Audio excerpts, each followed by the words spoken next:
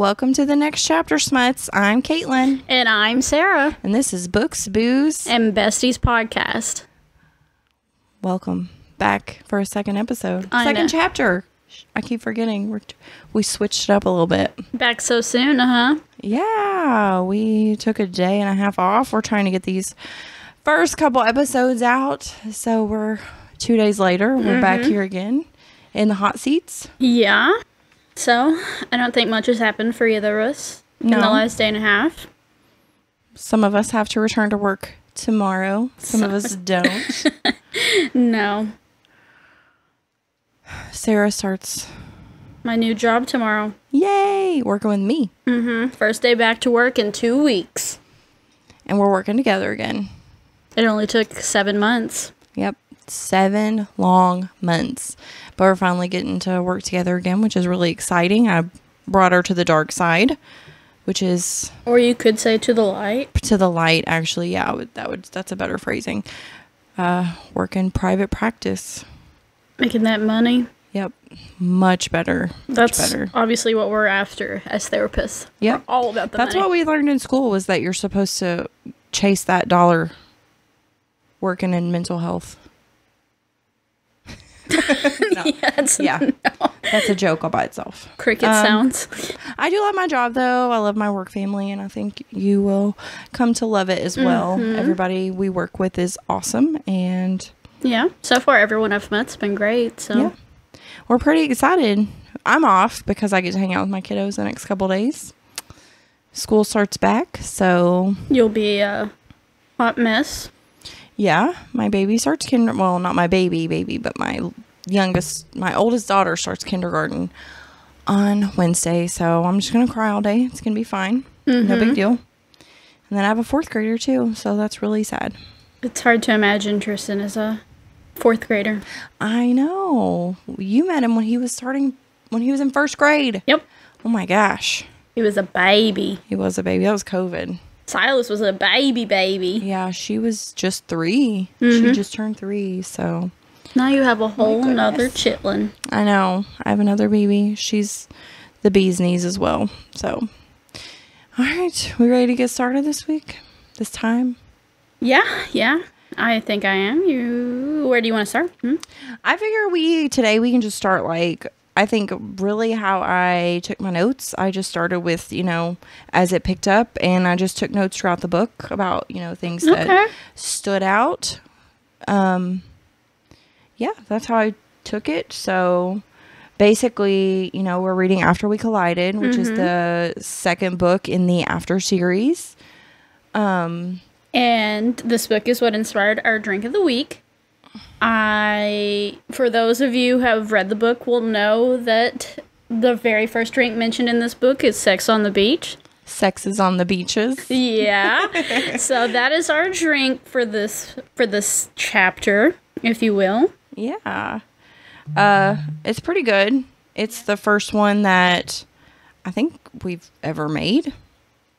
Yeah. That I've ever made. Yeah, I've never made Sex on the Beach before. Not that I can but it smells good. The peach synopsis. Yeah, I mean, it's pretty good. I would definitely have it again. Yeah. It's a really good sipping drink. So, I like it. I do too. It's not too strong. No. Not too weak. Not at all. A little fuzzy. No, I'm just kidding. So basically, this book picks up right where the first one left off. Tessa just got crushed. Yes. In the worst kind of way. I still get so upset thinking about it. It just hurt. It hurt. There's a lot of faults in these books, but I think the one thing that Anna Todd really does right is you feel what the characters are feeling. Oh, for sure. She can write that emotion in so much detail, and she just goes all in, and these books take me through the ringer more than any other books I've ever read, which I guess that's the case, but I've read a lot of books, but these always have stuck with me as far as I laugh, I cry, I am angry, Hardin makes me so mad. Tessa makes me so mad. Mm-hmm. And I just want to scream and shake them both and be like, get your shit together. Yes. I think anger is the number one feeling experienced. For sure. I mean, like, after the first time you get let down by Hardin and Tessa, after that, you're just, there's so much back and forth that after that, you're just like, did not see that coming, but knew it was coming. Yeah. And I mean, like, there are 4 books in, between them. So it's like, they're not going to get it together in book 2. Because then, I mean, like, I remember the first time I read them and I kept thinking, like, how are there 2 more books after this? Like, this is so intense. I'm just feeling so emotions. Like, I was emotionally drained after every time they fought, every time they got into it. And I was like, how are there 2 more books after this? I'm so exhausted. But I still wanted to know how it ended. Like, I've read where some people quit. Like, they just are like, I started reading the 3rd book. It was continuing with the back and forth. And I just had to quit. I couldn't do it anymore. Yeah. And I'm like, I guess they maybe looked up spoilers about how it ends. Yeah. But I didn't want to do that. Like, I wanted to read every little thing that happened. I needed to know how it ended. Well, when I was preparing for this episode, I looked at some reviews online, actually. And overall, this book has really good reviews. But there were a lot of comments where it's like, sure, the 2nd book leaves off with a cliffhanger, but it's not a cliffhanger that makes me want to read the 3rd book. It's a cliffhanger where I'm done. I had an ending. I don't have to worry about what happens after that. Right. No, I mean, I get that for sure. Yeah, the cliffhanger, which we'll get to that later, didn't leave me, like, wanting more with that. I wanted to know more about what happened with Hardin and Tessa. Yeah. So, but yeah, so basically this one picks up right where the 1st book leaves off. So my first note is Tessa's mother just continues to be a huge twat. Yeah. Oh my gosh. She has no consideration for Tessa's feelings. Yeah. Who just blurts out, so are you going to tell me what's going on? Yeah. I mean, do you not care about Tessa at all? Right, because even when Tessa calls, because obviously she stays at Landon's that very first night, which I see where she's going. She's just in this tangled web of, my best friend just happens to be Hardin's stepbrother. And he lives with Hardin's dad, who there's a rocky relationship there.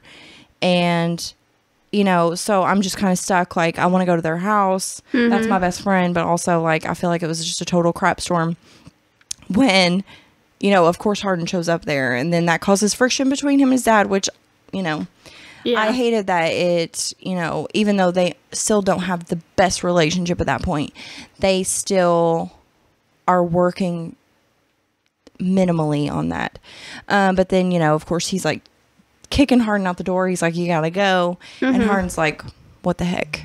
So she goes back to mom's that next night, and she calls her mother immediately and is like, can you help me? And mom's like, just come home. Like, and like, even Tessa says, like, that's not as cold as I was expecting, but still not so much, comfort and warmth. I think her making the choice to go to Landon in a home she's not familiar with before going to Carol said everything we needed to know about that relationship. I feel after that first night, she probably only went to Carol because she's like, I'm not going to overstay my welcome with Ken and Karen after what happened last night with Hardin. Definitely. Yeah, I mean, I totally agree with that. But then she gets home and Carol's like, basically like, I told you so. She's like, so what happened? Okay. Did you expect something different? And Tessa's like, okay, just tell me. Just say I told you so. And she's like, I already did. And then I'm just like, as a mother, I can't imagine not, embracing my girls if they need me, which, there is frustration. And I put that, like, I understand some frustration on Carol's part. Like, she's tried to tell her daughter, like, this is not going to end well. And when you see your daughter with a bad boy and you feel like someone who's going to lead her down a negative path, you want to stand in that way. You want to be like, it's not going to work. But obviously that doesn't work ever. No. So that's not even like a situation you need to get into. But I think that the way Carol handled it was just so crappy. Like, it doesn't really matter. You still need to be good for your kids. You need to be there for them. You know, her heart is obviously broken. So I just can't imagine not being like, come home. I just want to squeeze you. Well, and she immediately took the opportunity to throw Noah right back down Tessa's throat. Yes. I have that here too. Her mother's obsession with Noah. Like, I wrote, WTF? Like, what is that? And I put, you know, that's understandable, but also not understandable, because the therapist in me can see both sides of everything. And sometimes it's a pain. I hate that. Like, because, you know, Noah, he's a great guy. I think he is a genuine friend. He wants to be involved in Tessa's life, even if it is just as someone she can contact or find support in. And so I get why her mother, she, you know, after everything she's been through with Tessa's dad, who was an alcoholic, she wants that stability. But Tessa's also 18. Like, she's not looking for stability. And Tessa even says that at one point. She says, you know, I'm 18, I have time. And her mom's like, it's not about love, it's about... But that's not... stability. Yeah, no, like, that's not what you want to be teaching your child at 18. That just started her own life, that just... I mean, like, at this point, it's only been 5 weeks. Of course, that's not how the book's written, but... It's been 5 weeks. Your kid's gonna come home after being in a sheltered life, finally gets her first taste of freedom, and then you're like, you need to marry for stability. You need to marry for the good outcomes you're gonna have in life. Right. Like, it's not just about stability and dependability. It's, you know, you can find love there too. It doesn't have to be like what Carol's teaching her, where it's one or the other. You know, because I don't know, we're Hardin, we didn't really touch on this in the first episode or chapter. It was all about, he had like bukus of money. And it wasn't just money from the bet. It was like he worked and stuff, but the math doesn't add up still about how he got all of his money. But you know, but he had a job. Like, he wasn't, and his father was chancellor. Like, it wasn't like he was poor and homeless and had nothing going for him. He had that, and they also were in love. But I get, you know, that side that Carol's coming from, as far as like, he's going to be bad for you. He's a negative influence. You're doing these things you didn't do before. But she's also 18. So you know, stop shoving this kid down her throat because you feel like they're going to end up in a stable relationship. Well, I also feel like this is Carol projecting onto Tessa. It's like, you know what? I loved your dad and I loved the relationship we had, and you saw how that turned out. So you're not making the same mistake I did, which kind of points out once again that Tessa isn't like a daughter to Carol. Tessa is what Carol wanted and didn't have. Yeah, absolutely. But yeah, so the ongoing Carol saga of just being, we'll just say it, a twat waffle. Like, yeah. Oh my gosh, I just want to shake her too. Like, every character in this, I could just feel like I could just shake at some point and be like, let's talk about what's going on with you. Tell me all your issues. Except for Landon. So one thing another thing I noted was that when Tessa is at her mom's house, she's like, maybe I should just move. Maybe I shouldn't go to WCU anymore. And I'm like, why is your immediate response to move away? I mean, she had this structured life. Everything was planned out. You have one, I mean, I get it. It was very traumatic, but you have one breakup and you're 5 weeks into school, and where are you going to go? You don't have money. You only applied to one school. You literally said that. You only applied to one school. Right. And I mean, this is an ongoing theme for her. Run. Run. I'm going to depend on being able to move or depend on somebody else. Tessa, as much as she wants to believe, is not independent or strong at this point. Like, she's like, I'm going to move. I'm going to transfer out. I'm going to go somewhere else. And I'm like, girl, stop. Take a breath. Find a new dorm room. Start fresh next semester. Like, obviously your heart's broken. Obviously, you want to feel better. This is not the answer. So that just really annoyed me when she was like, I'm just going to move. Also, you're broke. You've mentioned several times in the first book that you and your mother barely survived. I don't know about you, but it's pretty expensive to be moving around schools and racking up student debt. Right. And we'll talk about inconsistencies, more discrepancies in the book again, towards the end, but those come back to haunt you when you write a book that seems like it's not been edited ever. Yep. And then, Tessa starts talking to Carol again, and, Carol's all willing to help and say, like, well, I'm going to help you get back in the dorms. I'm going to make them let you back in. And then just stops there. Like, doesn't help Tessa get back into the dorm rooms. Nothing ever comes out of that. Yeah, like, Tessa's like, oh, well, I called, and she said, no luck so far, and hung up on me. And I was like, so what does she expect? You to be homeless?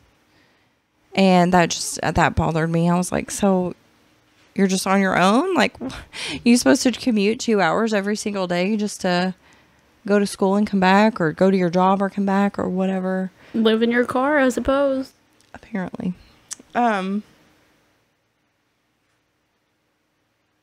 So, did you have something you wanted to... I mean, if we're gonna go, from beginning to end, I figure we could jump into Hardin's chapter, where it's literally the book after ends with him literally having his entire life destroyed, basically, by his so-called friends, and them outing the bet. And his very first chapter in After We Collided starts with him going to a frat party with all of those so-called friends. Right. Yeah. Why? I thought that too. I was like, why is he hanging out with them again? Also, the timeline in these books are so hard for me as a reader, because it feels like everything's stretched on and everything is just crazy. And obviously, spoiler, because this happens later in the book, but he still got his room at the frat house later in the book. And, it's just, I don't know. It's just too much is happening in a short period of time. Right. No, I totally agree. Well, I did put that I love Hardin's point of view. I love hearing his thought process. I wish for obvious reasons, we didn't get that in the first book, because it was supposed to be, what's going on. Right. Big, huge reveal at the end. But I love hearing his point of view. I love reading what he's thinking, how he's feeling. And, once again, Anna Todd pulls you in with the emotional aspect of it. I feel all the feels, and sometimes I don't want to feel bad for Hardin. Oh. But I do. I feel terrible for him. I know he's traumatized. Yeah. But that's the therapist in us. We want to help people. And that's, when I do read a lot of negative reviews for After, it's the toxicity. It's, I couldn't finish it because he's an abuser. But to me, as a whole, if you finish them, it's a story of recovery. Yeah. It's a story of healing. It's a story of finding forgiveness when you really shouldn't have. I mean, for both of them. I mean, they talk about Hardin, and really in the first book, it was Hardin. But in the second book, Tessa's just as much of an abuser to Hardin as he is. She's just as manipulative. She manipulates Hardin just as much as he manipulates her. It's a literal cat and mouse game on how can I hurt you this time. Right. I made note of that somewhere in here. Basically about just they'll say things and do things to get each other jealous. Just, when Tessa shows back up at the apartment and she's not expecting, she looks for his car and she's wanting to go in and get her stuff, and Hardin shows up. And she's like, well, my mom and Noah are downstairs waiting for me. And it's like, girl, you are just doing that to piss him off. Yes, I made note, like immediately going back through this book. Tessa uses every guy around her to hurt Hardin. She uses Noah. She uses Trevor. She uses Zed. She uses some random guy at a frat house. It doesn't matter who it is. And that just shows how toxic Tessa is in this book, too. Yeah. Trevor tries to be a friend to her. He does have romantic feelings for her. She leads him on. That is why he acts on them. He doesn't know that she doesn't feel that way because she's always flirting with him, always using him. Same with Zed. Leads him on, which I talked about this in the last chapter. Zed was in this bet too, and she let him off the hook immediately. Yeah, and Zed played a huge role in this book. Yes. Which we can get to, because the 9 days... Well, no, even at the frat house, like at the New Year's Eve party, he really pops back up. And I was just like, that was where I was ready to scream. I felt that anger. I felt that frustration with Tessa because I was like, what are you doing? Why are you pulling just whoever into this that you possibly can? Yeah. Just to upset Hard, just to make him mad, just to make him jealous. But yeah, that was really frustrating. You know, and even when she does mention, like, I want to get, you know, I think I could give him another chance. It is frustrating because, you know, they're in such a toxic, abusive, emotionally abusive relationship. And you're like, just part ways. Just do it. But then I'm like, I'm rooting for them. And then I'm like, oh, gosh, you know, I'm embarrassed. I don't want to tell people that I'm rooting for them because we're therapists. We're supposed to be like, that's a red flag. Don't like run as fast as you can. But on the other hand, I'm like, I love them so much. I just want them to end up in a healthy, functioning relationship. Well, and I think that's why this book draws us in, because every few chapters it shows us that they can have a healthy, normal relationship, and then that trauma creeps back in, or those bad habits. But for a few chapters, every now and then, we get a few good days. Right. It's because we do get those good days, and we see, like, they're in love. They love each other so much, and he truly does care about her, and she truly loves him. But then they let those emotions take over. They start fighting, and they let that trauma, you know, like you said, let that trauma creep back in, and it's just like, oh my gosh, here we go again. But it's such a wild ride. Yeah. Over and over and over again. Big note, Tessa kisses everyone. Yes. But she actually didn't kiss Trevor. No, but she Not definitely... in the book. She definitely would have if it was beneficial for her in that moment. Right. No, I absolutely believe that, because Tessa is kind of a user. Like, I'm going to use you for my gain. I mean, she kissed that random guy at the frat house on a whim. She kissed Zed and immediately went to tell Hardin that it happened. Which, I mean, you could look at that as, well, she's being a good girlfriend. She finally, you know, she's being open. She wants their relationship to work. Or you can realize that it was just another tactic of hers to manipulate Hardin. Right. No, And she used it to manipulate Zed in that instance, too. Yeah. I mean... Because Zed, you know... Later on, he's like, what the fuck? You know? You know, he knows what's up.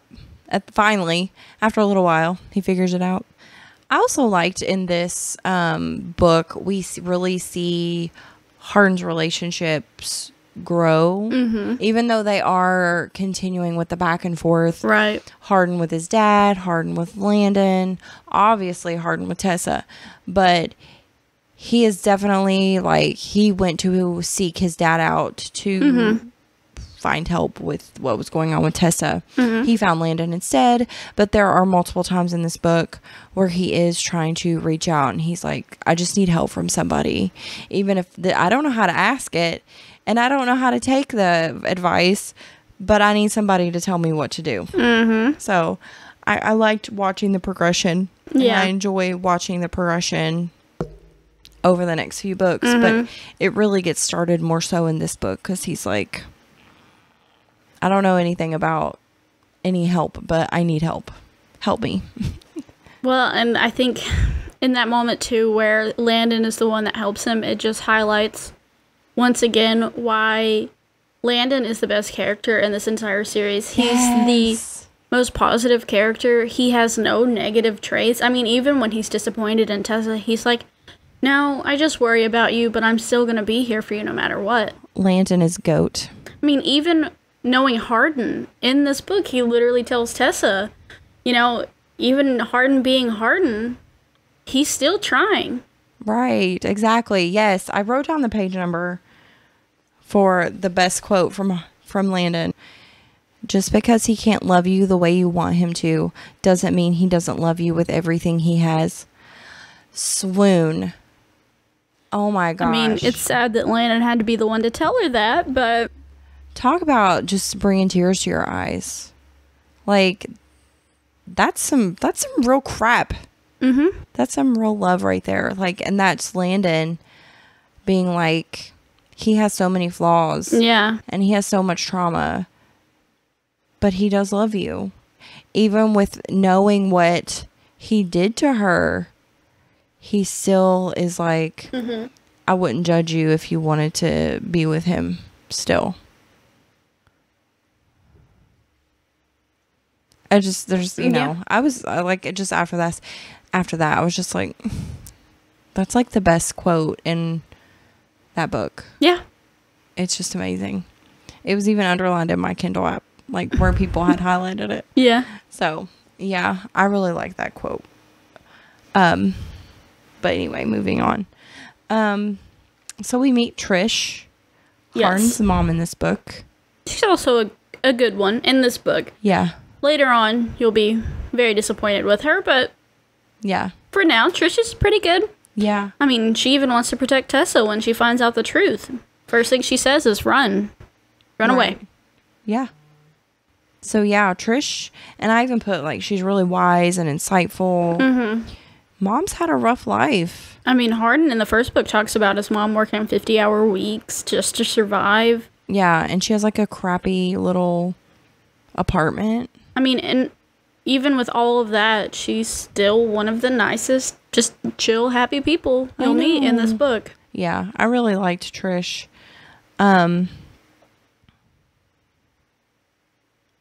Yeah, I don't know. Like, she was just a good character. Yeah. She was immediately welcoming to Tessa. Mm-hmm. Open, wanted her to stay. I mean, the Trish interaction immediately was, like, also an insight to how Hardin really felt, because Trish is immediately like, oh, you're Tessa. You know, like, I finally get to meet you. Yeah. You're already a part of this family. Like, Hardin may not be able to tell these things to Tessa, but he's telling his mom. Which is kind of weird.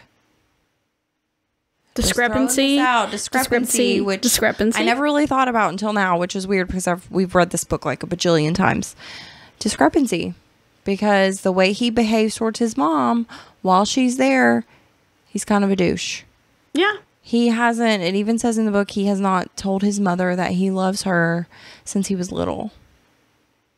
Which I also find pretty douchey, because his mom never did anything to him. Right. I mean, the trauma he experienced was something that happened to his mom. Mm-hmm. That's not her fault. Right. Which, like, I think maybe that was his way of saying, like, that's when I stopped feeling emotion at all to protect myself.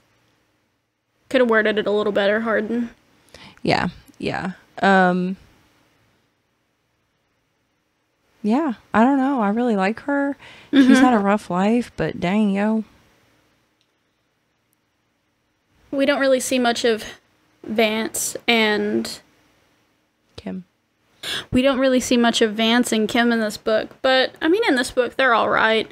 I think it's a little weird, and this is just my personal comment, for Tessa to be 18 and brand new to college and getting the experiences she did. No 18-year-old gets an internship like that and gets to go on book tours and clubs, and her boss is gonna let her, you know, break laws and drink underage. And okay, so I'm jumping around and I'm really sorry, but we did not address the fact that she is getting paid $200 a week at her internship in book 1 when she makes when she works 2 days a week. 2 days a week. And I know we talked about discrepancies. Mm-hmm. Never goes back to school after she gets her job, even though she's only supposed to be interning 2 days a week. But she's making $200. And also, what college kid gets a paid internship? Where she's also getting college credit. If you are a college kid who's getting college credit and you're getting paid $200 a week for 2 days, I need to know. Please email us. Please I did DM us. Year-long internships for free labor. 5 days a week. Right, you interned at our place. 5 days a week free labor. For free. Yeah. Like, you definitely did not get paid. I need to know. Please message us, because I just need to know. I need to know if this is a real thing. Yeah, that was just one of the big discrepancies for me with Vance and Cam, which, like, obviously it's nothing with their characters. Their characters are fine, I guess, but Tessa's an 18-year-old who's been in college for less than 6 months, gets a hell of a good internship, and she's also been working at Vance for, like, a week at this point in the story. Right. And he picks her over everyone else to go on this business meeting. Right. No, it's just a bananas. She is BANANAS. one lucky girl. That's all I got to say. Yeah, girl. I didn't get to squat. No, I definitely didn't get to go clubbing with my boss at 18 either. I know. It's crazy. So, yeah. Not that I would want to, because that's creepy and weird, but... I'm going to go clubbing with my boss. Well, let's jump to, we're at Christmas. Carol shows back up. Yes, I'm going to say something controversial here, okay? Do it. Carol is obviously the villain in all of these books. She is the villain, but I don't blame her for showing up and I feel like this is the one time Carol was trying to protect Tessa, to be honest. I don't think she knew Trish was going to be there. She was just like, I need to find Tessa. I haven't heard from her. I'm here to protect her. Finally being a mom. And I 100% would have been the same type of mom Carol was in that moment, and I would have told Trish what was going on. Discrepancy. How did Carol know what happened with Tessa and Hardin? Because Tessa didn't go into detail with it. She just said that Hardin was an ass. She even made the comment, I purposely left her out of the loop. Mm-hmm. And the only person she told was Noah. She even made the comment, Carol sat in her room the entire time Noah was there. Unless she told her off book. Which she never says. I told my mom Noah was a little bitch again. No, it was probably... But it never says that. I need to know one way or the other. We can pretty much assume that Noah was a little bit of a bitch boy again. I need to know how she knows. Noah. It's all Noah. Little bitch. Anyways, I support Carol in that moment. Also, Carol shows up and she talks about Tessa's dad, right? And this pisses Tessa off. She's like, you knew my dad came. You knew he was looking for me and you didn't tell me. I'm pissed off at you. No, you're such a hypocritical twat, because the entire first book, you hated your dad. You talked about how he fucked you and your mom's lives up, how he's a piece of trash. Never once mentioned you wanted anything to do with your dad. He pops up randomly, and your mom keeps that from you, and suddenly you never want to talk to your mom again? No. Red flags. What the fuck is that about? I put that Tessa was dramatic. I mean, she just up and left. And was like, I'm out of here. Really, I think she just needed an excuse to go back to Hardin. Mm-hmm. Even if she didn't realize it, I think the whole time she wanted to go back, but she was like, subconsciously, like, here's my opportunity. And she was also probably using it as an excuse to finally cut her mom off, maybe? I don't know, but for that to be the reason you use, it was so stupid. You shit talked your dad all book one, wanted nothing to do with him, and then you find out he's back after 10 years and suddenly your mom's an asshole. Right. No. Totally agree. She just like freaking took off. Like, I was like, girl, get your life together. Yeah. I've been saying girl way too much. I need to stop. Yeah. Okay. So I'm going to say something that may be a little wrong. I loved and hated when Hardin made that comment outside of their apartment when he was getting rid of Carol. You know what I'm talking about? Mm-mm. Okay. When he's like, she's like, you're the devil. And he's like, I'll be sure to remember that when I'm burying myself and your daughter later. It was just intense when he said that. I mean, I was like, wow, that's a big thing to say to her mom. Also, Tessa's 18. You're the first guy she's ever been with, and the sex ain't that good. For a normal 18-year-old, no. For Tessa, it's like a freaking porno every time. It's crazy. I'm like, girl. Also, for him to be 20... No wonder she wants to stay with him. I mean, for him to be 20, he's awful experienced, which the therapist in me was like, that poor child.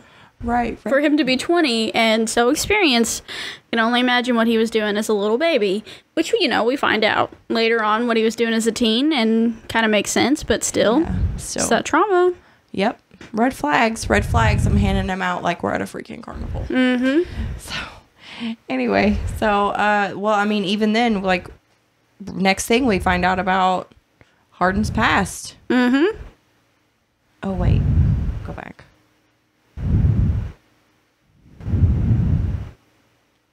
Ken and Karen's Christmas party. Facepalm. I was really angry at Hardin here. I was too, because I feel like, and I feel like it's easy for me to say this after reading all the books, but I feel like at this point, Ken has done nothing but try with Hardin. I mean, he could have probably done more. You know, he could have reached out more. I think he checked out pretty much when he was young. But once Hardin came to America and he came to college here, I do feel like Ken tried. I mean, he had his own room at the house. Ken, like he wanted that relationship. He wanted to make amends. And I feel like Ken showed how much he had grown when Hardin yells and hits him all the time in these books, and Ken doesn't retaliate. Well, Ken, you know, they weren't even doing anything. They were just handing out some glasses of wine. And Hardin's like, you miss it, don't you? And he antagonizes him into an argument. Which is another discrepancy for me, because you can't sit there in the first book and tell Tessa about your nightmares and what caused them and about how traumatic that was for you, and then your mom comes for Christmas and you agree to take your mom around the person you blame for all of that. No. That's a discrepancy for me. Why would you do that? But he was really ambivalent too. Like, he didn't want to. But Tessa kind of pushed that a little bit. Which is also her being manipulative. But Hardin doesn't do what he doesn't want to do. So he still went. But he's also trying to make amends with Tessa. I don't know. It's just a discrepancy. I know. It's a lot. It's a discrepancy for me. I mean, because the traumatic experience was so much for him. I feel like it's a discrepancy in that way. Like, yeah. Yeah, I know. There's a lot. So then we find out about Hardin's past, his games. Yeah, all of horrendous. That. You go back to hating Hardin at this point. Yeah. But, I mean, you're still, you know, he's trying to make amends. He's trying to do what's right. And then he writes that letter. That stupid letter. You really think it's stupid? Well, I just, in the sense that it just... I know that it pulls you back in. Okay. I was like, oh my gosh. Because I wrote swoon. Yeah, no, I mean, like, it's a good letter. It makes you love Hardin again, but I'm just, it's like, we're back to the back and forth. The fact that it pulls in Pride and Prejudice, I'm like, hell yeah. Because it's so romantic. My favorite book and movie of all time. Yeah, for sure. Yeah, the letter. Amazing. I cried. It brought tears to my eyes. There was also a sense of manipulation here with the Kindle, but, you know. Oh, yeah, for her birthday when they're split. Because I guess, yeah, they are back together by now. It's all manipulation. It is. It is. I mean, I don't think it's all manipulation. I feel like he was sincere in this letter. Right.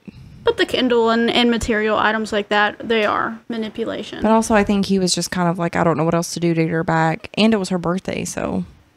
I think it was all of the above. Apologize. That'd be a great present. I know. Oh, one thing I did acknowledge is that I flippin' hate in books when they're like, I got so many text messages, but I'm not going to read any of them. I'm like, I want to know what they say. Read one or two. Because I'm curious. You want to take a break? And we're back. So, one thing that stood out to me in this book, or not one thing, but something that made me laugh so freaking hard was the period jokes. Holy crap. I was like laughing hysterically like throughout the time when he's like talking about her period. Like it just, the jokes that he was making, it was very unlike him to just be goofy and funny and laughing about just something so silly. It was really funny. I enjoyed the humorous side of Hardin there. I don't know. No, I mean, it's out of character for him. It was also one of those things where it's like, wow, Tessa really is an 18-year-old girl that was sheltered. Right, because she's not even willing, like, to be like, yeah, I'm on my period, and like, what do you want me to say? We live together, but I cannot tell you that I'm on my period. She was embarrassed to be on her period. I know. I was like, you are sexually active and you live with this man, yet you can't say, yes, I'm on my period. Let's talk about that. Tessa, an 18-year-old child, is living with a man. Anyways. And she can't say, like, I'm having my menstrual cycle, but he took it very well. Like, he was like, let's talk about it, whatever. And like the jokes that he was cracking was making me laugh out loud. My husband was like, what are you laughing at? And I was like, these jokes. And then my husband was like, those aren't that funny, but I thought they were hilarious. No, I think it's just because it's so out of character for Hardin. It meant something a little different for us than like she was not willing to just be like, you're right, it's hilarious, it is what it is. But he was like, this is so funny. Anyway, that's just something I thought that was hilarious, and I really enjoyed listening to him banter on about. With the continuation of her being on her period, one thing I do not like in books is when their men are pulling tampons out before sex. Yep. I just can't with that. I just can't. It's disgusting. I don't know what else to say. It's disgusting. It's trying, this is me being, a feminist or whatever, but it's trying to sexualize a woman, like a natural part of a woman's experience. Most women on their periods don't give a shit about what's going on around them. They're cramping, they're in pain, they're annoyed, they don't feel well. Don't sexualize pulling out a tampon. It's just disgusting. It's not something... They did it in 50 Shades, which was like my introduction to like smutty books. It was great at the time. We'll not go there right now.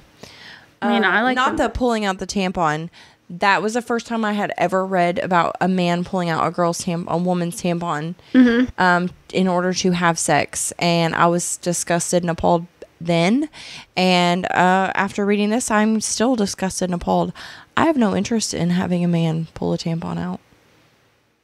It's just nasty. That's not what I'm thinking of when I'm on my period. Exactly. That's what I was about to say. Just throwing out there. I mean, sex is the last thing on my mind.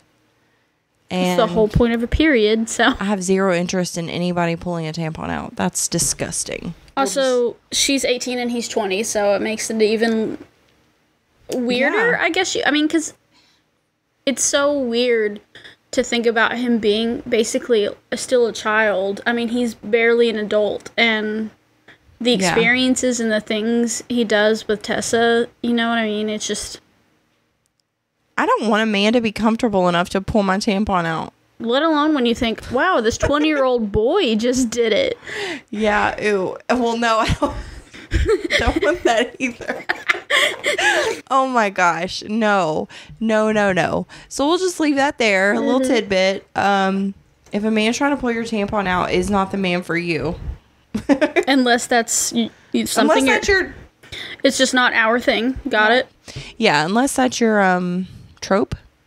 Or kink. Whatever. Just your preference, maybe. I don't know. Yeah, don't DM us hateful things, because that's just not our thing. So good for you, I guess. If you don't like it, don't let it happen, is what we're saying. Gross, yes. Okay. Moving on. Gross. New Year's Eve party, to be exact. Molly and Hardin and Tessa. Molly gets the shit knocked out of her, and I love it. The only thing I can ever think when we mentioned the frat house after the bet is, why the fuck is Hardin or Tessa ever around the frat house again? Why? This was supposed to be this horrendous thing that happened to both of you. This bet coming out, the way it happened, and then Yeah. It's so bad that Tessa can't let it go for the entire book, but she wants to make amends with Hardin's friends that never liked her to begin with. Right. I know. And like Zed's there, who she's in like, well, not at this point. She, But I mean, in the first book, she kissed him, and there's that. And she forgave him for the bet way faster than Hardin. Yeah. Which, to be fair, Zed didn't show like bloody sheets. He didn't do that. No, but the bet. The way I look at it is, if she had chose Zed over Hardin, the same thing would have happened with him. And I guess that's just the way I'd look at it as an outsider. Right. But he was just as much a part of it. I mean, he was literally competing with Hardin. So. Yeah. No, I totally agree. Yeah, and then we've got Molly, who she hates, and Hardin has, been in a sexual relationship with multiple times. And then we've got the other guys. Everybody was in on the bet. The only person that even stood up for her, tried to reach out to her, is Tristan and Steph. Which is so ironic when you know what's coming in later books, but we'll not get there. We'll not go there. So it just is astounding to me that he's like, these are my friends still. And how you don't spend any time with them in this book except for the very first chapter. Right. And then, you've got Tess, who's like, I really want, I want to do things that you want to do. And he's like, I would literally just sit at home with you on New Year's Eve. And Tess is like, no. We got to go out. We got to do something. Which is also another discrepancy I have. This was a sheltered child whose best friend was also her boyfriend. What do you mean you got to go out? Yeah. What have you done before now? You didn't even drink until you got to college. Yeah. It just, the whole thing. And then, after I was reading it, I was like, he walked in and he's like, look, I don't want to be here that long. Let's not drink tonight. And she's like, you're not drinking, I'm drinking. So also another red flag, because alcoholism and the whole situation from the first book. Right. And he's actually trying to do better. He wants to make amends with her. He wants to move forward. And it's like, she's still like, nah, I'm not going to go with that, because she's 18 still. Well, and it's also something you would think she would consider too, because the first thing she connected with Hardin over was having an alcoholic father. Right. And now I'm not saying she's an alcoholic, but she's out there. She wants to party. She wants to drink. So, I don't know. Maybe it's the immaturity, but I almost feel like it was disrespectful too to him. Mm-hmm. Because she wants him to be better and then shoves it in his face. Yeah. That's how I feel about it. Well, it's like this whole book. She says, I forgive you, let's second chance. And then throws it in his face anytime she wants. Yeah. Can't have it both ways. He still makes a ton of mistakes, but so does she. So does she. The escalation of the New Year's Eve party, her and Molly getting that fight, which was awesome. Yes, no, I mean, that part was awesome. Molly was meant to be a villain, but then, okay, this made me so angry at Tessa, because it was just like, she saw that girl make the comment to Hardin about, I don't kiss and tell, or he made that comment. She's like, you cheated on me. And I'm like, how? And I even put somewhere, so many fights in this book could have been avoided with a little communication. Also, I would like to point out that literally in this book, she talks about how she's always going to be the shy, quiet girl that stays in the corner. But then she's always not that person. Yeah. Never in this book is she that person. Right. No, she's not. Like, as soon as she saw Hardin talk to that girl, she kissed a stranger. I don't even know what to say, because I was just like, what? What are you doing? It was so dumb and just so petty. Instead of saying, like, can you please explain that to me? Which I guess that's my 34-year-old brain. Well, I mean, I don't know. I know we all have different experiences, but when I was 18 and in college, I wouldn't have picked a random guy to make out with in front of my boyfriend, but that's just me. Same. Like, that's just drama. Like, it escalated because of Tessa. Most of these things escalate because of Tessa. She purposely tries to set Hardin off in so many of these instances. And, you know, in the first book, she makes the comment, like, you bring out the worst in me. And I believe it. Mm-hmm. Because I hope, you know, we didn't know much about Tessa before the books. Well, I mean, even as a therapist, like, reading this book, I'm like, every time Tessa gets upset, it literally, the book says, Tessa screamed, Tessa screamed, Tessa screamed. Yeah. Why is she always screaming? Yeah. Why? Is this because Carol was screaming at her? I mean, obviously we'll never know. We don't know her backstory, but, like, every time Tessa gets upset, it literally says Tessa screamed. Yeah. It's so frustrating because you're like, stop blaming Hardin for everything. And I'm not, you know, taking away the blame from him whatsoever, because he is an alcoholic. Mm-hmm. He is, you know, emotionally abusive, but so is she. I mean, she's got her own trauma that's playing a part in this too. Yeah. Like, she, you know, her dad was an alcoholic. She witnessed a lot of toxicity between her parents, and then, you know, the way her mom treated her, she was just so cold. She wasn't getting that emotional connection with any of her parents. So, you know, she's seeking that validation. Yeah. I mean, the whole situation escalated. Then he became, you know, intoxicated. He got really drunk. They got in that really toxic fight. Which, if you notice, Hardin only drinks when he's upset because of Tessa. That's true. That is true. Which, you know, he's also making that decision. True. I'm not blaming Tessa. Right. You know, she's just as much a victim. But there are certain things that lead to Hardin drinking, and in those situations, all Tessa had to do was ask a question. Yeah, like, I mean, in this specific situation, Hardin did nothing to set Tessa off. He was even trying to better himself for her. Like, he wanted to do better. He wanted to make amends for all the wrongs he's done. So it was just like, that whole thing just made me so angry. Which is a big More theme. anger. It's a big More theme anger. in this book, where it's Hardin trying to improve himself and her still finding some fault and setting him off. Yeah, her crapping on it. And like, obviously it's a complete 180 from the first book. You know, she was so naive, and then this book that picks up right where it left off, she's a completely different person. Yeah. She's malicious. She's suddenly more independent. She's suddenly out there doing things that she didn't do in the first one. A complete personality change. Yeah. Yeah. So, something that continues to bother me, Hardin does not respond to text messages or phone calls. Which, like, he's popular, so, I mean, I get it, but... You know, like, that frustrates the crap out of me, because, you know, if she doesn't respond, he's like, I don't know why you weren't responding, or I was freaking out. But she'll even say, like, I texted him a bunch, or I was trying to contact you, and I didn't hear anything from you. Mm-hmm. And it's like nothing. And I'm like...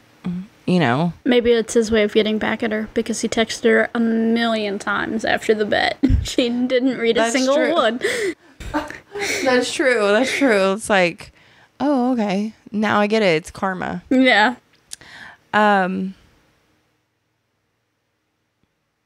So they're back at school. They've started classes. Which, this is all happening in what, like a week and a half? Yeah. My God, 700 Crazy. pages in a week. So she was mad at him after the bet came out, the bet reveal. So she was mad at him for like a week. Mm-hmm. Whew.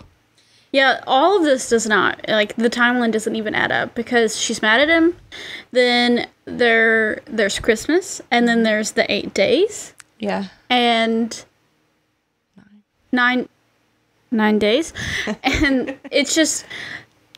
School in college starts back right after New Year's. Yeah. So you have a week for all of this to happen, but Anna Todd wants it to take place over 3 weeks. She's bananas. Listen, Anna Todd did really good in this book about writing out these characters and explaining them and giving them, like, a persona. Like, she did good in that. She did good with that. Her timelines are shit. Yes, they are. That is what drives me the maddest over these books. Nothing ever adds up. Yeah. We're going to blink here in a minute, and it's going to be February. We're going to blink here in a minute, and they're going to be senior citizens. We're going to blink, and they're going to be dead. We're going to blink, and we're going to be dead. Based on Anna Todd's timeline, tomorrow, it's over. Game over. We're dead. The end. I'll be like, these podcasters are dead. They passed away from old age. The universe ended. Yeah, for real. But if Anna Todd wrote our biographies, we'd be dead yesterday. If Anna Todd wrote our biographies, we'd have perished a long time ago. Yeah. So it comes out that Hardin never wants to get married. And I think Tessa dwells on this fact way too much. Yes, because it's... And obviously, we're older, we're more experienced, but it's about the relationship. It's about the person you want to be with. It's not about the piece of paper. Well, also, she's 19. She's 19 at this point. Mm-hmm. They've been dating seriously for maybe a few weeks. I would also like to point out these are things that she would have known before they moved in together if this was a normal, thought-out relationship. A functioning relationship. Yes. These are conversations that you have prior to getting really serious with They someone. would have known if they wanted to be married, if they wanted kids, if they wanted a dog. Guess what? Hardin doesn't want to get married or have children, and she has no idea. Which is so ironic with what's coming in the end, but, Yeah, it's really just frustrating because I'm like, and he's only 20. That's what I was going to say. He's only 20. I mean, that's what he doesn't want right now. That could change in a year. Yeah, and even though he's saying, like, that's not going to change, he also said it could. A lot of, when I was 20, I was thinking a lot of things that didn't pan out or haven't panned out. So, being in a functioning, healthy relationship for a few years could have changed his mind. Instead, she got, like, super hyper-focused on it. Well, and he said he would never change, and he changed in 3 weeks, so... Yeah, exactly. So I just was like, she's so hung up on him saying that he didn't want to get married. And you would think, I mean, this is just me being a therapist, but you would think marriage would be one of the last things she wanted after seeing her parents' marriage. Right. Or, it's like you either want all or nothing. You don't want to get married. Or you're like, I want to get married to this amazing man. And I want to have a really happy, lasting marriage. Well, she's not getting that part, so... Yeah. Just kidding, Hardin. But yeah, so that was really frustrating. I was like, just, move on. Tessa seems to dwell on the least important things. Right. Yeah, she lets a lot of things go, and then she focuses on a lot of other things that she doesn't need to focus on. I think that's why I get so frustrated with her. Yeah, her 19. I keep forgetting that she moved up in age because it happened so fast. Her 19-year-old brain is just not computing. No. So I guess the next thing we'll move on to is,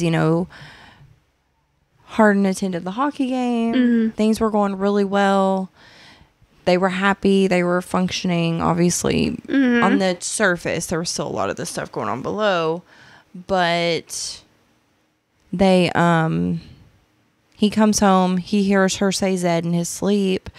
That was Hardin going off the deep end and way overreacting. Another instance where a little communication could have gone a long way. Also, she's in her sleep. Who knows what she was saying Zed for? For all we know, he was trying to kill her in her dream. Yeah. I would also like to point out this is the only time in this book where Hardin acts like a fool over one little thing. So, he's making improvements. Yeah.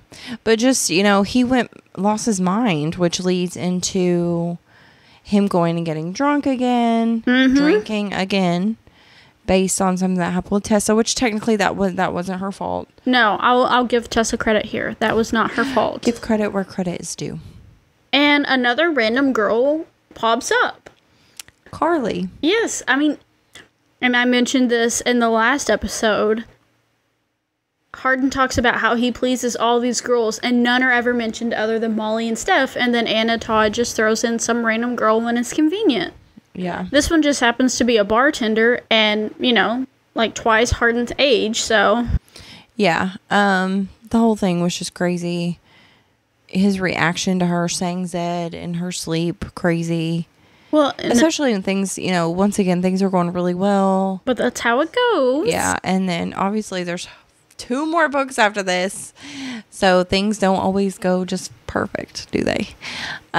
Really frustrating. Then you just want to smack him. Well, and this is another discrepancy I have. It's like, here's this random girl we've never heard of before, but Hardin has a close enough relationship with her that she lets him sleep at her apartment. Right.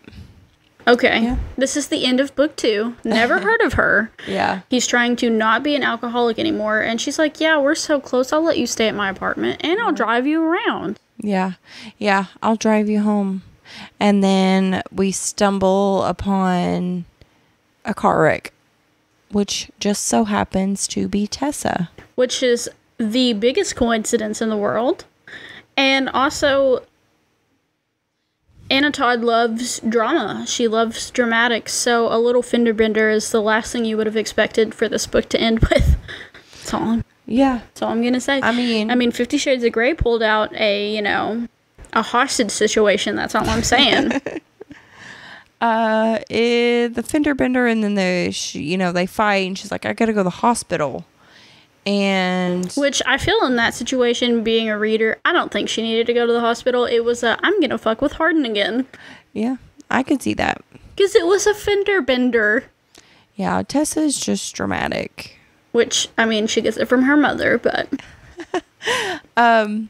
So then, of course, that leads to Hardin and Landon fighting. Mm-hmm. You know, Landon holds his own. We said before, he's GOAT. He is. He literally punched Hardin in the face in the first book, so. Yeah. I mean, he's got it going on. Which then this leads into the 9 days, which is actually 11. Yep. They just start back when it's been 9 days. But another discrepancy. Yeah, apparently she was so wounded, but 9 days later, initially, she's totally fine. So, I did feel the emotion here. Yes, this was an intense part of the book. I just felt really sad. Mm-hmm. Really frustrated because it was totally avoidable. The whole thing. A lot of this stuff is avoidable, even though you're yearning for the couple to... I mean, 80% of this... figure their crap out. 80% of this story is avoidable. There would be a book and a half. Yeah. Yeah. This book is already almost 700 pages. Mm-hmm. And I feel like, I mean, sadly, even though I love the book, I am a diehard fan. I would read anything about Hardin and Tessa that they put out. It's a lot of filler. Well, yeah, because there's so much back and forth. Even the smallest thing sets them off. Yeah, like saying someone's name in your sleep.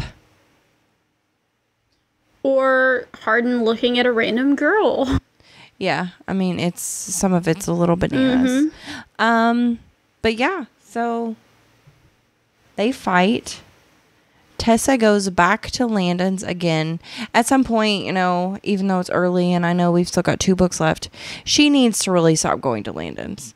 I know she's kind of stuck, but damn. But that's also so weird because let's talk about that timeline again. She's known him for 3 months at this point. I don't know what 18-year-olds are doing these days, but when I was an 18-year-old, 3 months did not make us best friends. It did not make your home the home I went to when I was in trouble. Yeah, and I mean, that's still Hardin's dad. Like, you are messing with Hardin and his dad's relationship when you try and camp out at his dad's house. That rubbed me the wrong way. I didn't like it. Well, and I could see not going to Carol's, but if you're as close to Noah as you say you are, literally calling him a little brother in book 1, go to Noah's parents. Yeah. Go to Noah. Yeah. do something different, because you're really just getting in the way of their relationship, whether you mean to or not, because I really don't think her intention was that. But still, it's what you're doing. Also, you cannot be that close to Landon. You have 2 classes a day with him. That's the time you spend with him, unless you're going to dinner at Hardin's dad with Hardin. And she also made the comment in book 1, I'm going to make $200 a week at my job. I could get my own apartment. Then do it. What are you waiting for? Now's the time. Mm-hmm. Instead of being so dependent on other people. Like, that's what bugs me the most, is she's supposed to be this really independent, hard worker, but she is so dependent on everybody else to get her through everything. I mean, she's the bare minimum relationship with Landon, and she's codependent on him. Yeah, I mean, she only calls Landon when she needs something or she needs emotional support. Which is so sad for Landon. Landon deserves better, so. I'd be Landon's friend. Everybody would be Landon's friend. He would be everybody's friend. He's so nice. So let's jump to, once again, Tessa hopping into a quote-unquote relationship with Zed. God, Zed. Fucking Zed. For real, like, I'm like, girl, just stop. Just stop. This is on Anna Todd, though. I hate how hard she tried to make that a love triangle when there was no, like, Zed was filler. That's it. You could almost say it was like Twilight with Jacob. Yes. I mean, Zed. There was no Team Jacob. I just want to put that out there. No Team Jacob. Fuck that bitch. Anyways. Fuck Team Jacob. Fuck your mom. I said what I said. Anyways. We just lost a whole group of people. You lost a whole group of people. Our 5 followers. Not me. Get over yourself. Anyway. Team Edward for life. We should do Twilight. Fuck yes. Let's do Twilight next. Let's do it. Yes. I have the books over there. I actually have those books. We'll set them up. Where do we leave? Zed. We were talking about fucking Zed. Fucking Zed. I just don't get it. Why? Is she, you know, she's supposed to be like over the hills in love with Hardin. Mm-hmm. I don't even know what to say about her obsession with just, she needs somebody. She needs a boy. And I don't know if I feel like maybe her mom implanted some of that in her. Mm-hmm. Just stop. Well, my goodness. Even in book 1, she says that Zed is so attractive. He looks like a model. Yeah. But she herself is not attracted to him. She literally says that in book 1. So why is he the one you keep going back to? Why? Because he's there. He's convenient. And she knows he's going to be there, and she knows it's going to mess with Hardin's head. Which is just Tessa manipulating others once again. Yeah. And then they kiss, and then she freaks out immediately because she knows it's wrong. And I'm like, well, finally, because I got really angry when she was kissing Zed. Because I was like, you know, I know that they both played a huge role in this. Mm-hmm. Hardin's in England, and he's mortified, and he's upset, and he's, you know, just destroyed. And she's like, oh, Zed, I basically am gonna date you. And I'm just like, stop. I mean, if Anna Todd wanted a real cliffhanger for this book, that's where she could have ended. Right? That's all I'm saying. Yeah. I mean, it's true. Even though we all know who Tessa would end up picking. Mm-hmm. But still, like, just stop with the love stuff with other guys. Because that just made me think lesser of Tessa. I mean, anything Tessa does in this series makes me think lesser of her because she's an entitled, codependent, immature child. Yeah, she really is. She wants what she wants, and she expects to get it. Yeah. And she wants to piss Hardin off most of the time. I mean, let's talk about Hardin beating the shit out of Zed, which he's known to be an alcoholic, but He was sober. He was stone cold sober. No, I mean, like, he's known to be an alcoholic, but not physically aggressive. I mean, even when he gets in fights with his dad, it's like one hit and he's done. And then he magically beats the shit out of Zed. And a professor. Which is super intense for him, unlike him. And then Zed turns around and is gonna press charges on Hardin, which Zed is not a little bitch in these books, so why is he suddenly... He did put Zed in the hospital, though. I know, but still, like, Zed's supposed to be this hardcore bad boy that's in this group of Hardin's friends, so suddenly he's a little bitch. Yeah.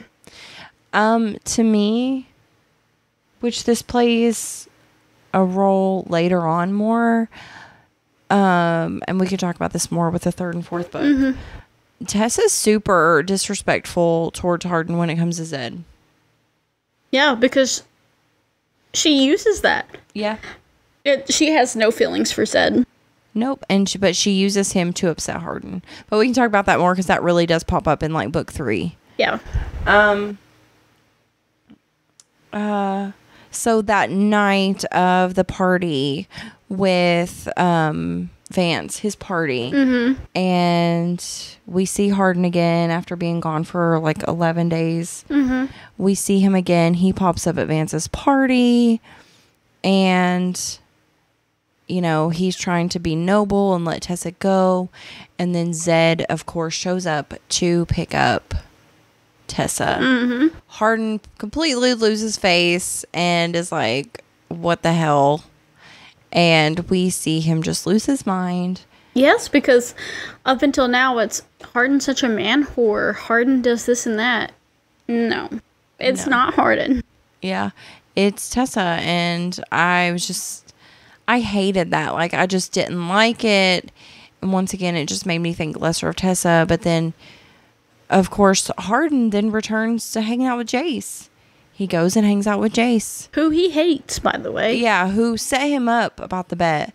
But then, anyway, so he finally confronts Zed, and he goes over to his apartment where Tessa is wearing Zed's clothes and is in bed with Zed. Mm-hmm. In bed with Zed.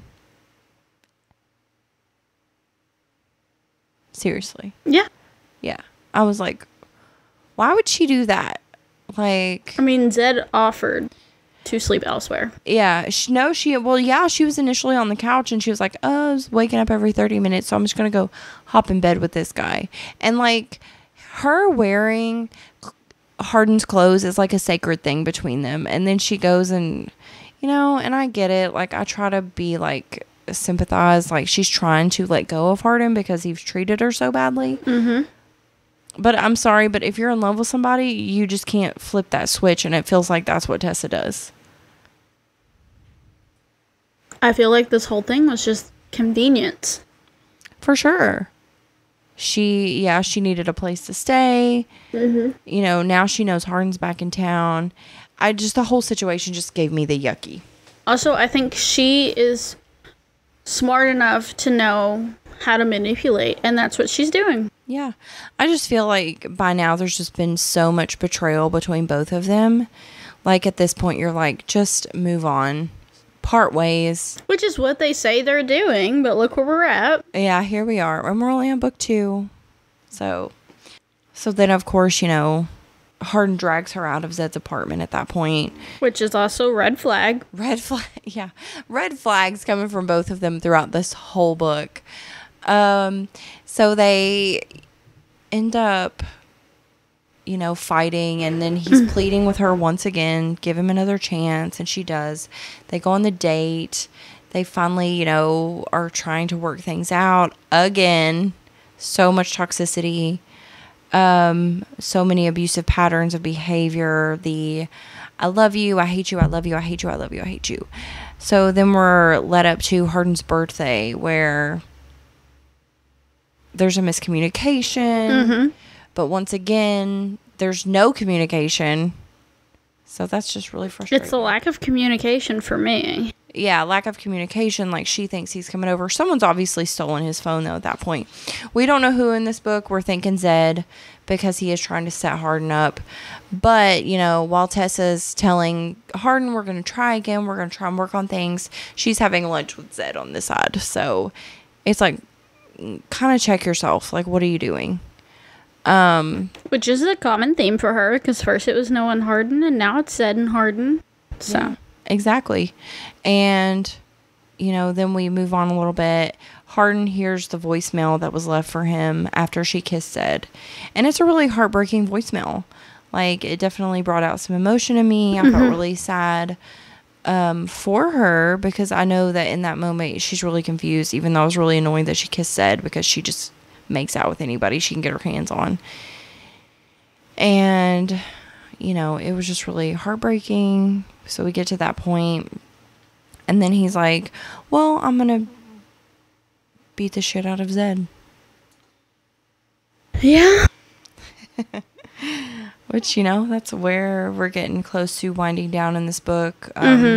He gets in big trouble. He gets in legal trouble. He doesn't know if he's gonna get to stay at college, you know, which is appropriate. You know, you can't assault people on a college campus and expect to stay there, pretty much. Which, yes, I would like to beat the shit out of Zed too, but... Same. I didn't like Zed. I didn't like him at all. Not someone I enjoyed reading about. I enjoyed reading about her with. Just wasn't a fan at all. I really just felt like crappy. Like, sorry, mess up. Edit that out. I really felt like Tessa was just really crappy to Hardin.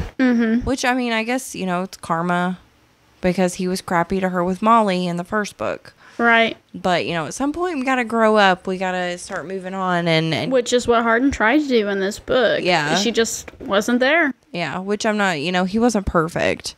He still made a lot of mistakes. They both made tons of mistakes. They end, you know, this book with him getting the tattoo. I never wish to be parted from you for this day forward.